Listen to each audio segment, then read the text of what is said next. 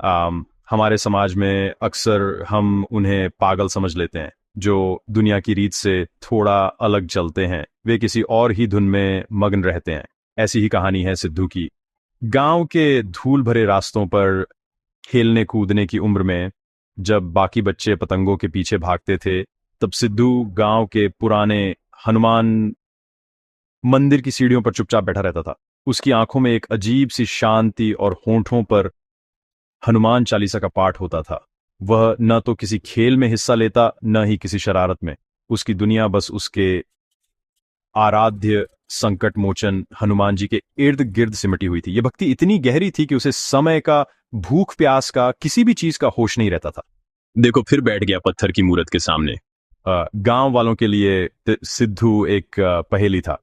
कुछ उसे भोला समझते तो कुछ उसे मनहूस मानते थे। बच्चे उसे चिढ़ाते, उसे अपने खेलों से दूर रखते। वे कहते, ये तो पागल है, भगवान से बातें करता है।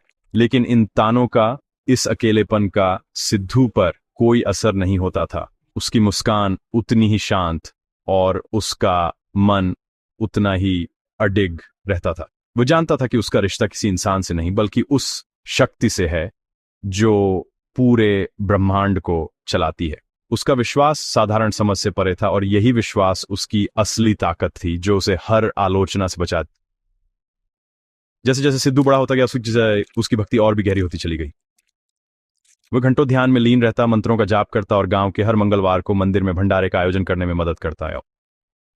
उसका जीवन त्याग और सेवा का एक जीता जागता उदाहरण बन गया था। उसने कभी किसी से कुछ नहीं मांगा, न ही किसी से कोई शिकायत की। उसका मानना था कि जीवन एक तपस्या है और हर चुनौती भगवान की भेजी हुई एक परीक्षा है। उसका सरल स्वभाव और निस्वार्थ सेवा भाव देखकर कुछ बुजुर्गों का मन पिघलने लगा था, लेकिन ज्यादातर लोगों के लिए वह अब भी एक अजीब और नासमझ इंसान ही था, जो दुनियादारी से कोसों दूर था। मुझे किसी से कोई शिकायत नहीं है। मेरी दुनिया तो बस मेरे हनुमान जी हैं। परिवार वालों ने उसे बहुत समझाया, उसे डांटा, उसे दुनिया के तौर तरीके सिखाने की कोशिश की। बेटा, सिर्फ भक्ति से पेट नहीं भरता, कुछ काम धंधा करो, समाज में उठो बैठो। लेकिन सिद्धू के लिए उसकी भक्ति ही उसका काम थी, और उसका समाज उसके हनुमान जी थे। वह हर दबाव को एक सौम्य मुस्कान के साथ सह लेता। उसे किसी से कोई बैर नहीं था, कोई शिकायत नहीं थी।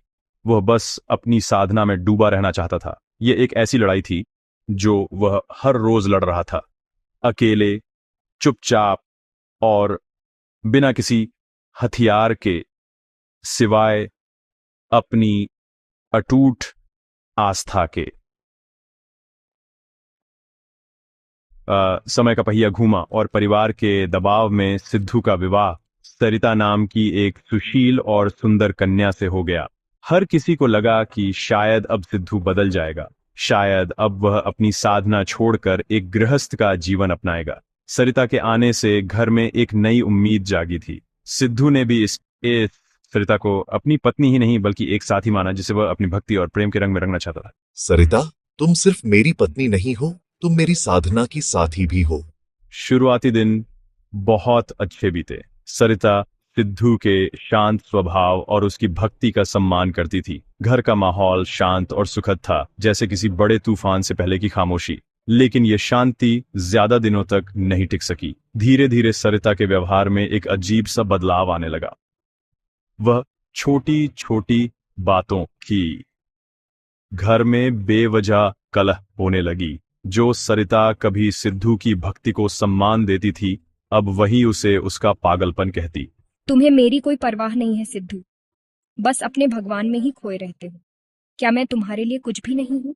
घर की सुख शांति धीरे धीरे खत्म होने लगी। सिद्धू हैरान था, परेशान था। वह समझ नहीं पा रहा था कि जो इंसान कल तक इतना प्रेमपूर्ण था, वह अचानक इतना कड़वा कैसे हो गया। ये एक ऐसा बदलाव था जिसकी वजह किसी को समझ नहीं आ रही थी। घर में नकारात्मकता का माहौल बढ़ने लगा। सरिता का गुस्सा और उसके आरोप दिन ब दिन बढ़ते जा रहे थे।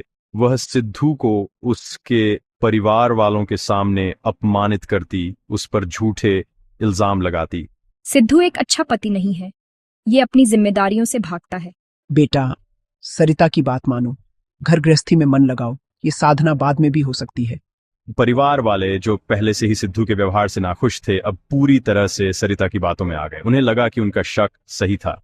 सिद्धू वाकई एक नाकारा और गैर जिम्मेदार इंसान है। सिद्धू के लिए यह एक अग्नि परीक्षा जैसा था। एक तरफ उसकी पत्नी थी जिसे वह प्रेम करता था और दूसरी तरफ उसका परिवार और समाज जो उसे गलत समझ रहा था। सिद्धू सब कुछ चुपचाप सहता रहा। उसने कभी पलटकर जवाब नहीं दिया, न ही किसी से कोई शिकायत की।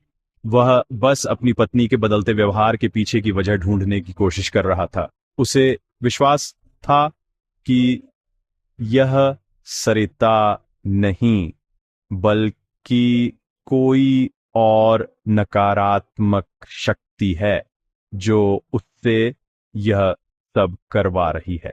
वह रात रात भर जागकर हनुमान जी के सामने प्रार्थना करता, हे प्रभु, मेरी सरिता को बचाइए, उसे इस अंधकार से बाहर निकालिए। वह उसका प्रेम और उसकी भक्ति अब एक नई कसौटी पर थे। वह जानता था कि यह लड़ाई सिर्फ उसकी नहीं बल्कि उसके पूरे परिवार की शांति और सम्मान की है और उसे यह लड़ाई हर हाल में जीतनी थी। हालात अब बद से बदतर होते जा रहे थे।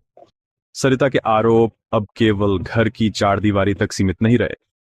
उसने गांव में भी सिद्धू के खिलाफ बातें फैलानी शुरू कर दी। सिद्धू मुझ पर अत्याचार करता है। ये सब भक्ति का नाटक है, असल में ये ढोंगी है। गांव वाले चिस्टोर से चुपचाप सिद्धू को शक की निगाह से देखते थे। उन्हें अब अपनी धारणा को सही साबित करने का एक मौका मिल गया। हम तो पहले ही कहते थे ये आदमी ठीक नहीं है। सिद्धू के लिए समाज का सामना करना मुश्किल हो गया। उसे हर तरफ से सिर्फ नफरत और ताने मिलते थे। वह अकेला पड़ गया था, पूरी तरह से अकेला। सिद्धू ने इस अपमान और इन झूठे आरोपों का सामना अपने मौन से किया। वह जानता था कि सफाई देने का कोई फायदा नहीं है क्योंकि कोई भी उसकी बात पर यकीन नहीं करेगा। उसका मौन उसकी कमजोरी नहीं बल्कि उसकी ताकत थी। ये उसका तरीका था उस नकारात्मकता से लड़ने का जो उसके जीवन को निगलने की कोशिश कर रही थी। वह अपना सारा समय और ऊर्जा अपनी साधना में लगाने लगा। जब दुनिया सोती तब सिद्धू जागता और हनुमान जी के मंत्रों का जाप करता। उसकी आंखें रोती थीं लेकिन उसका मन अडिग था। उसे भरोसा था कि एक दिन सत्य की जीत जरूर होगी और उसका मौन ही उसका सबसे बड़ा जवाब बनेगा। तुम्हारी वजह से आज हमारी समाज में कोई इज्जत नहीं रही। हाँ सच में, अब तो घर में भी चैन नहीं रहा। परिवार का दबाव भी चरम पर था। उसके माता पिता और भाई बहन उसे ही दोषी ठहराते। हर कोई उसे घर छोड़ने के लिए कहता, सरिता को तलाक देने की सलाह देता। अब तो इसे घर छोड़ ही देना चाहिए, औरत की भी कोई इज्जत होती है। लेकिन सिद्धू अपने फैसले पर अटल रहा। वह सरिता को इस हालत में अकेला नहीं छोड़ सकता था। वह जानता था कि सरिता खुद ऐसा नहीं कर रही है, वह किसी बाहरी प्रभाव में है। यह उसका पतिधर्म भी था और उसका मानवीय कर्तव्य भी। मैं उसे नहीं छोड़ सकता, वह मेरी पत्नी है और मैं उसे ठीक करके रहूंगा। वैसे इस अकेलेपन में सिद्धू की एकमात्र साथी उसकी भक्ति थी। जब भी वह कमजोर पड़ता, जब भी उसका मन निराश होता तो वह हनुमान चालीसा का पाठ करने लगता। उसे ऐसा महसूस होता जैसे हनुमान जी स्वयं उसे शक्ति दे रहे हैं, उसे कह रहे हैं डरो मत, मैं तुम्हारे साथ हूं। यह विश्वास ही था जो उसे टूटने नहीं दे रहा था। वह हर अपमान का घूंट पी जाता, हर दर्द को सह लेता क्योंकि उसे पता था कि यह परीक्षा की घड़ी है। उसे विश्वास था कि उसकी तपस्या व्यर्थ नहीं जाएगी और एक दिन सब कुछ ठीक हो जाएगा। उसका संघर्ष एक मूक युद्ध था जो वह दुनिया की नजरों से दूर अपने मन के भीतर लड़ रहा था।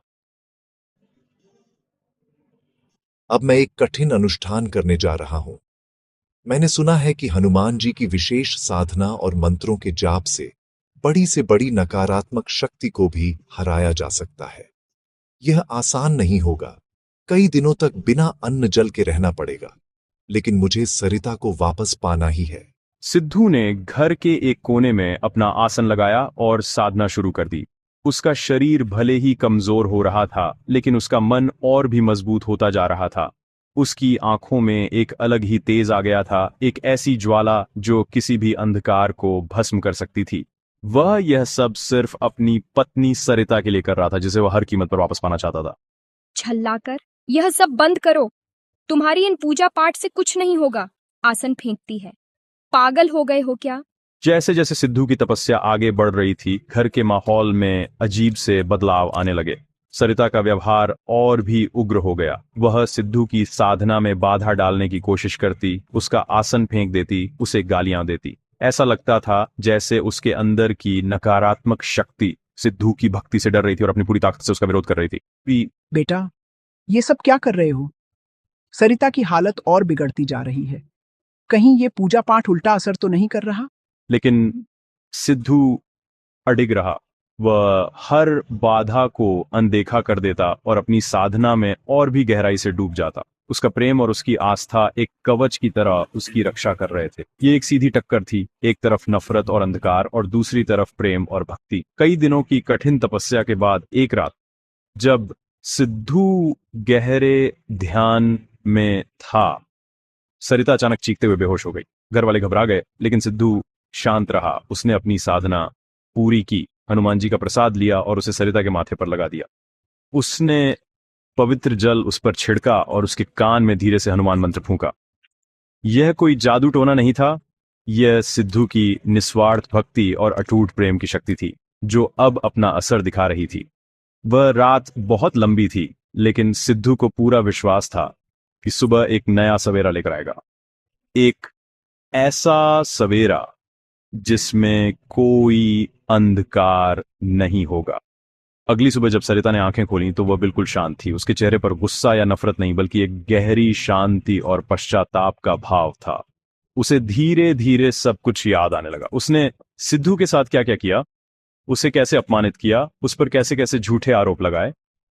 उसकी आंखों से आंसू बहने लगे। वह समझ गई कि सिद्धू ने उसे बचाने के लिए कितनी बड़ी तपस्या की है। जिस इंसान को वह पागल और ढोंगी समझती रही, असल में वही उसका सच्चा रक्षक था। प्रेम और भक्ति की शक्ति ने आखिरकार नफरत और नकारात्मकता पर विजय पा ली थी। रोते हुए, मुझे माफ कर दीजिए। मैंने आपको बहुत दुख दिया है। मैं समझ ही नहीं पाई कि आप मेरे लिए क्या कर रहे थे।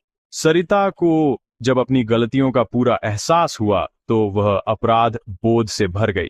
वह दौड़कर सिद्धू के पैरों में गिर पड़ी और रो रो कर उससे माफी मांगने लगी। परिवार वाले और गांव वाले भी यह चमत्कार देखकर हैरान थे।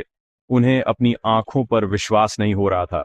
जिन लोगों ने सिद्धू पर पत्थर फेंके थे, आज वे ही उसके सामने हाथ जोड़कर खड़े थे। उन्हें अपनी गलती का एहसास हो रहा था। उन्होंने एक सच्चे साधक को पहचानने में भूल की थी, उसे गलत समझा था और उसका तिरस्कार किया था। शांत स्वर में, तुमने कुछ नहीं किया, यह सब तो विधाता का खेल था। तुम अब ठीक हो, बस यही मेरे लिए काफी है। लेकिन सिद्धू के चेहरे पर न तो जीत की खुशी थी, न ही किसी को माफ करने का अहंकार। उसके चेहरे पर एक गहरी, शांत और स्थिर मुस्कान थी। उसने सरिता को उठाया और परिवार वालों और गांव वालों को भी माफ कर दिया। उसके मन में किसी के लिए कोई मैल, कोई शिकायत नहीं थी। उसने वह सब कुछ हासिल कर लिया था जिसके लिए उसने यह कठिन रास्ता चुना था। उसने अपनी पत्नी को बचा लिया था, उसने सत्य को साबित कर दिया था। लेकिन इस प्रक्रिया में वह दुनिया की मोह माया से बहुत ऊपर उठ चुका था। उस दिन के बाद सिद्धू ने एक नया जीवन चुना हुआ। उसने घर पर बसवर विवान की जिम्मेदारियां अपने भाइयों को सौंप दी और खुद एक सन्यासी का भाव अपना लिया। वो अब भी उसी गांव में रहता था, उसी मंदिर में जाता था, लेकिन अब वह किसी बंधन में नहीं था। वह सबका था और किसी का नहीं। आंस भरी आवाज में, सिद्धू, मत जाओ। मैं वादा करती हूँ, अब मैं एक आदर्श पत्नी बनकर आपकी सेवा करूंगी। मुस्कुराते हुए, मेरा कर्तव्य पूरा हुआ, अब मुझे मेरे प्रभु के रास्ते पर चलने दो। गांव वालों से, देखो, ये वही सिद्धू है जिसे हम पागल समझते थे। आज उसी ने हमें सच्चे प्रेम और भक्ति की ताकत दिखा दी। सिद्धू की कहानी एक संदेश बन गई। ये कहानी बताती है कि सच्ची भक्ति और आत्म शांति किसी भी झूठ, घृणा या मुश्किल से कहीं ज्यादा शक्तिशाली होती है। सिद्धू ने साबित कर दिया कि अगर आपका विश्वास सच्चा है तो आप सबसे बड़ी लड़ाई भी जीत सकते हैं। उसने क्षमा का सबसे बड़ा उदाहरण पेश किया। उन सब जिन्होंने उसे कष्ट दिया था। उसका जीवन त्याग, तपस्या और निस्वार्थ प्रेम की एक मिसाल बन गया। वह गांव का एक साधारण बालक था, लेकिन अपनी असाधारण भक्ति से वह एक ऐसा साधक बन गया जिसकी कहानी आने वाली पीढ़ियों को हमेशा प्रेरणा देती रहेगी। सतर्क रहें, सावधान रहें। सजग रहिए, सतर्क रहिए, क्योंकि जुर्म कभी छुपता नहीं। देखते रहिए जीनियस हिंदुस्तानी।